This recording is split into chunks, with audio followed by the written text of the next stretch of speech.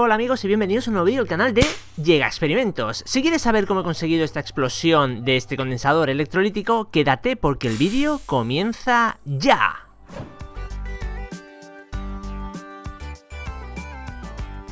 Sí, compañeros, aquí los tenemos, condensadores o capacitadores, componente electrónico que es muy utilizado en cualquier circuito impreso o circuito electrónico. Este es el chiquitito, este es el mediano y como vemos todos tienen dos valores, básicamente el voltaje y la capacidad de carga, que se suele medir en microfaradios, nanofaradios, al menos en la configuración esta de condensadores electrolíticos.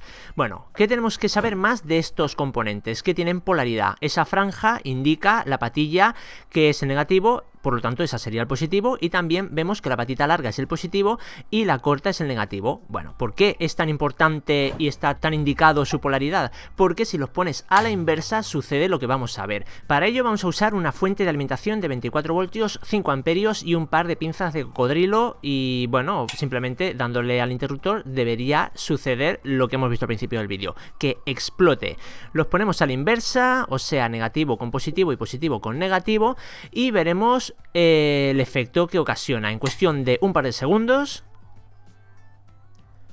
Y ahí lo tenemos, ha explotado, lo hemos conseguido, ¿no? Ha sido bastante fácil. ¿Pero por qué ha sucedido? Porque al alimentarlo a la inversa hemos provocado un cortocircuito, haciendo que se caliente muchísimo internamente, produciendo estos gases, y evidentemente por algún sitio tienen que escapar. En este caso ha escapado por la parte inferior, que tiene como una tapita de goma, pero veremos cómo también puede sucederse esta explosión por la parte superior, que va como precortado para evitar que estalle como si fuera un gran petardo. Así que dentro de las explosiones son bastante controladas. Ahí vemos el tamaño medio. Y veis, ahora ha sido por la parte superior y se escapa todos los gases producidos por el calor del cortocircuito.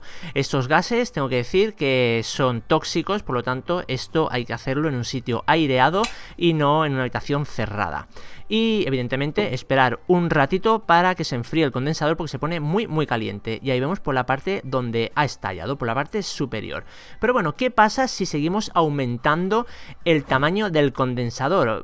¿Hará una explosión distinta o qué? En este caso, este condensador es muy grande, creo que eran 400 voltios.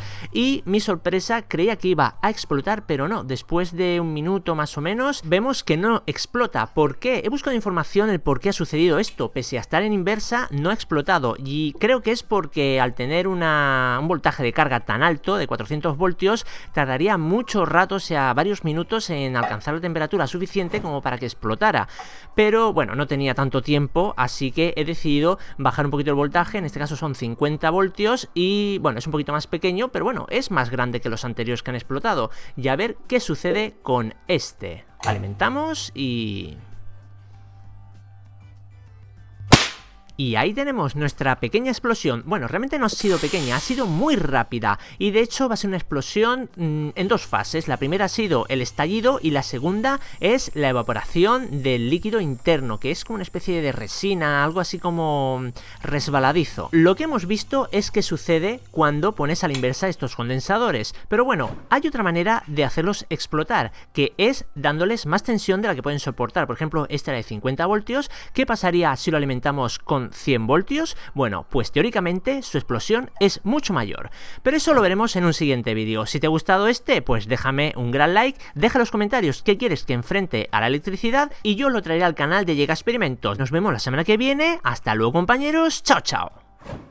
Bueno, y si te ha gustado el vídeo, suscríbete, dale a like, comparte y comenta. Si no, pues ya sabes, el ninja irá por ti.